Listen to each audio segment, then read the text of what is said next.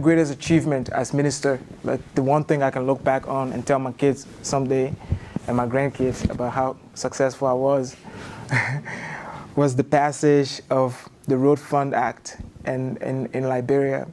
And the Road Fund Act was basically that it meant that we put a levy on every gallon of fuel that was bought that went into a road maintenance fund. Because one of the things that I noticed, that this is not the first time there's been huge infrastructure built in Africa, but there were a lot of white elephants built in Africa in the 1970s, big infrastructure projects that without maintenance just went nowhere. And having lived, because I went to school here, undergrad and graduate school, and I know that there is a levy that goes into maintenance. The problem with the US one is that it hasn't changed since the 90s, so it's significantly, it's not important, but so we avoided a US mistake and adjusted ours so that it would rise with time. But the point was that if we don't have maintenance that is predictable and regular, all of this infrastructure is going to go anyway. And I'm just saying the experience as it was in Liberia.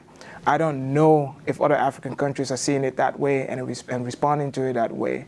We know, for example, in Zambia, that some of the infrastructure that was built by the Chinese, long before they have even started repaying the loans, those infrastructure are failing, right? Not because of the quality, but simply because there's lack of routine and periodic maintenance. So that's a huge thing, and I think it's something that's worth looking into.